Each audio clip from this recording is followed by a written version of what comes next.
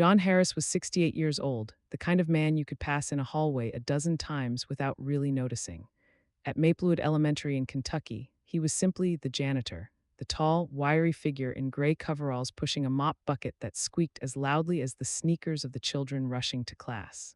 Every morning, long before the buses rolled in, John unlocked the doors, salted the sidewalks in winter, and made sure the heat was running in the classrooms.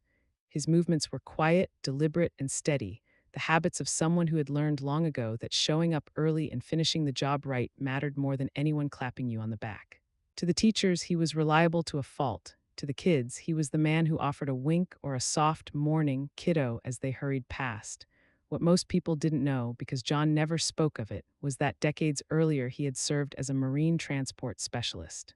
He had driven convoys through dangerous terrain, hauled supplies into hot zones, and pulled stranded Marines out when no one else dared. But John had left those years behind without fanfare. No medals hung on his wall. No one in Maplewood would guess that the man mopping the cafeteria floor once carried the weight of entire platoons on his shoulders. He lived alone in a small apartment a few blocks from the school, carried a dented thermos of coffee each morning, and walked with the slow patience of someone who had made peace with a quieter life. And though the world barely noticed him now, there was something in his gray-blue eyes, a steady watchfulness, that suggested he still carried a code, the kind of code Marines never really lay down. It was during those early mornings, when the playground was still damp with dew and the halls echoed only with the hum of fluorescent lights, that John first noticed Noah Parker. The boy was 9, thin for his age, his brown hair falling into his eyes as if he preferred the curtain it gave him. While most children tumbled off the buses in noisy packs, Noah often arrived on foot, slipping quietly onto the stone bench by the east playground with a worn backpack half unzipped and a dog-eared book clutched in his hands. At lunch, when trays overflowed with sandwiches and cartons of milk, Noah's spot at the end of the table looked different, sometimes just a packet of crackers, sometimes nothing more than a granola bar stretched out to last the entire period. Teachers noticed in passing, jotting down reminders to check in, but with crowded classrooms and endless responsibilities, those reminders often disappeared into stacks of paperwork. John, however, had lived long enough to recognize more than empty stomachs.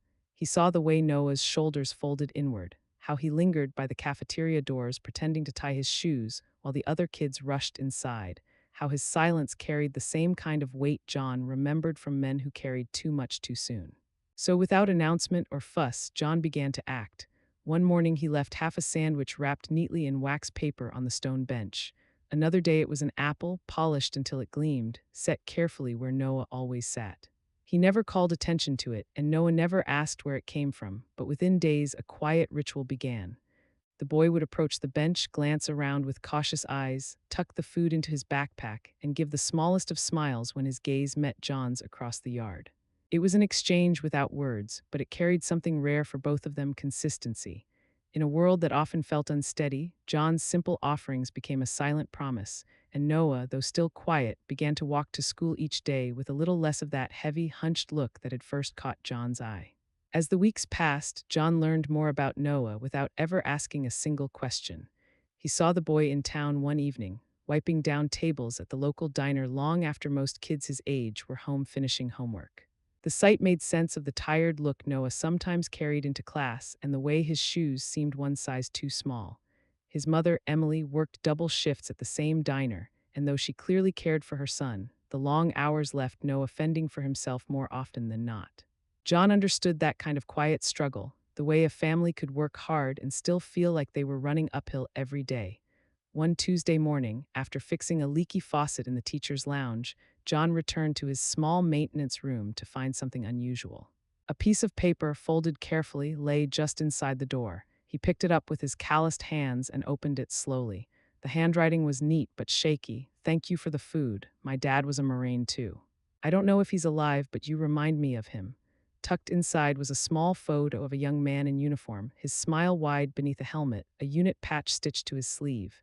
John froze. He knew that patch. Years ago, on convoys through dangerous roads, he had helped train men from that very division.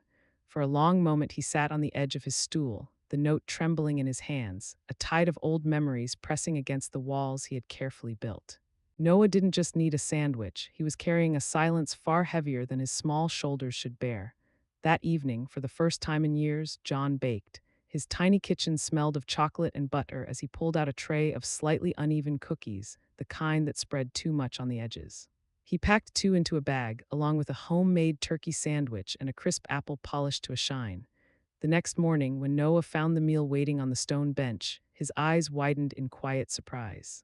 He unwrapped the sandwich right there, took a slow bite, and looked across the playground to where John stood with his mop cart. For the first time, Noah gave him not just a smile, but a small wave. John lifted his hand in return, the gesture hanging somewhere between a salute and a simple hello, and in that brief moment, both understood something had shifted. Monday mornings at Maplewood Elementary were usually predictable: the shuffle of sneakers on polished floors, the chatter of children trading homework answers, the smell of pancakes still clinging to jackets from hurried breakfasts. John was in the cafeteria wrestling with a mop bucket whose wheels never seemed to roll straight when a ripple of whispers spread through the halls. At first, it was nothing more than a secretary glancing out the window, assuming the dark SUV pulling up was a delivery truck. But then came a second, then a third, and finally a fourth. By the time the last one eased into the fire lane, students were pressing their faces to the glass and teachers leaned over desks to peer outside. That was when the doors opened. 12 Marines stepped out in perfect formation, dress blues gleaming in the morning sun, white gloves crisp against the dark fabric, polished shoes clicking sharply on the pavement. The schoolyard, usually a chaos of recess noise, fell silent. Even the youngest children, who barely understood what Marines were, sensed the gravity in their presence. Whispers darted from classroom to classroom. Maybe they were here for an assembly, maybe for a Veterans Day ceremony no one had announced. But then the formation began to move, not toward the principal's office or the flagpole, but toward the cafeteria doors where John had just stepped outside, wiping his hands on an old rag. He froze, confusion etched across his face, as the line of Marines stopped just feet away. Captain Marcus Rivera, tall and composed, gave a sharp nod. On cue, every Marine raised a perfect salute, their eyes fixed not on the principal hurrying down the hallway, not on the students craning their necks, but on John Harris, the janitor in gray coveralls who until this moment had been invisible to almost everyone in the building. For a long moment, no one moved. The students held their breath, teachers glanced at each other with wide eyes, and John felt the weight of 100 stares pressing in on him. He shifted uneasily, unsure whether to return the salute or retreat back inside. Then Captain Marcus Rivera stepped forward, removed his cap, and spoke with a calm authority that carried across the hushed crowd. "Mr. Harris," he said, his voice steady but respectful, "we're here to honor you." John's jaw tightened as instinct pulled his shoulders straighter, the old discipline still buried in muscle memory. Rivera opened a polished wooden box he carried in his hands, tilting it just enough for John and those nearby to see. Resting on deep blue velvet were service medals, a unit patch, and a photo of young Marines in dusty combat gear, smiles wide despite the strain in their eyes. At the center of the photo was a face John knew instantly: Sergeant Daniel Parker, the same man in the picture Noah had tucked into that folded note. And standing just behind him, younger but unmistakable, was John himself. The recognition hit like a punch to the chest. Rivera's tones softened. Before his last deployment, Sergeant Parker made us promise that if anything happened to him, we would find his family. It took years, but when we learned that someone here had been quietly looking after his son, we knew we had to come. Murmurs rippled through the teachers and students as Noah edged out from the crowd, his small hands gripping the straps of his backpack. He looked from the photo to John, eyes brimming with sudden understanding. "You knew my dad," he whispered. John knelt slowly, his knees stiff, his voice rough with emotion. "Not directly, son. But in the Marines, we're all connected." Noah's face trembled into a smile, the kind that carried both grief and relief, and John rested a steady hand on his shoulder. Around them, the applause began softly, then swelled until it filled the schoolyard, a wave of gratitude rising not for medals or speeches, but for the quiet, steadfast man who had carried his duty long after the battlefield had ended. In the days after the Marines' visit, Maplewood buzzed with a kind of energy it hadn't felt in years. Word of what had happened at the school spread quickly, first among parents swapping stories in the pickup line, then across town, and soon through local newspapers and radio stations. Reporters called the principal's office hoping for interviews, but John, true to his nature, slipped away to the maintenance room or waved off questions with a quiet "not my style." Still, the story took on a life of its own. The Parent-Teacher Association organized a fundraiser within days, filling the gymnasium with folding tables stacked with casseroles, pies, and donated raffle prizes from local businesses. The goal was simple: create a scholarship fund in honor of Sergeant Daniel Parker so Noah's education would be secure. The turnout was overwhelming, with families from neighboring towns and even former Marines who had once served with John sending in donations. By the end of the week, the fund had more than doubled its target, but the community wasn't finished. At the scholarship event, Emily Parker stood before the crowd, her hands trembling as she thanked everyone for their kindness. She spoke of the struggles she and Noah had faced since her husband's death and how she had often wondered if she could give her son the stability he deserved. As she spoke, an elderly man in the back of the room rose slowly to his feet. His voice cracked with age but carried the weight of memory. He told the crowd that years earlier, in a faraway combat zone, John Harris had saved his life by hauling him onto a transport truck under fire. The room fell silent, eyes turning to John, who shifted uncomfortably in his seat, unwilling to claim the spotlight.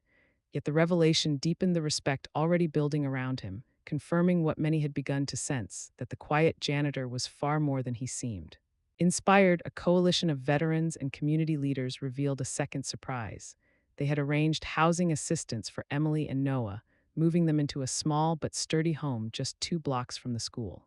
For the first time in years, Noah had a place that felt permanent, and Emily had the peace of knowing her son's future was more secure than she had dared to hope. Life at Maplewood Elementary gradually settled back into its familiar rhythm, yet something had quietly changed. The hallways felt warmer, not because of the heat John checked each morning, but because the students and teachers carried with them a new awareness of what it meant to serve and to care. Principal Whitaker, who had long admired John's steady reliability, convinced him, after much gentle persuasion, to start an after-school mechanics workshop. On Thursday afternoons, a group of eager kids gathered in the old maintenance room, where John showed them how to change a tire, patch a leaky pipe, or use a screwdriver without stripping the screw. But the lessons went deeper than tools. He wove in the values that had guided his life: showing up, taking responsibility, and never leaving anyone behind. Parents noticed their children coming home not just with practical skills, but with a new sense of pride.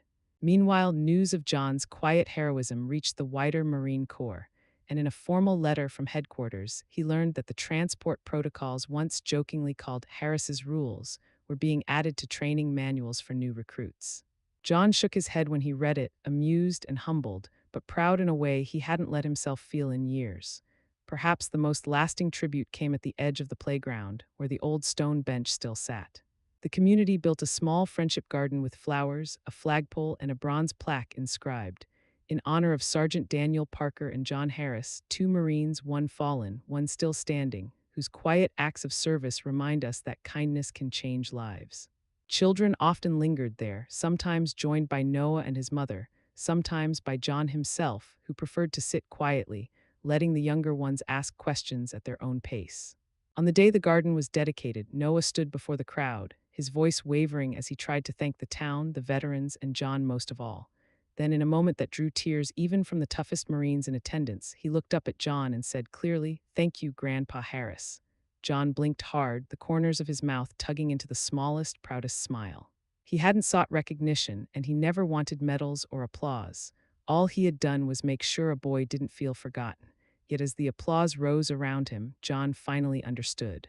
Sometimes the quietest acts leave the loudest echoes, and the truest legacies are the ones carried forward in the lives of others.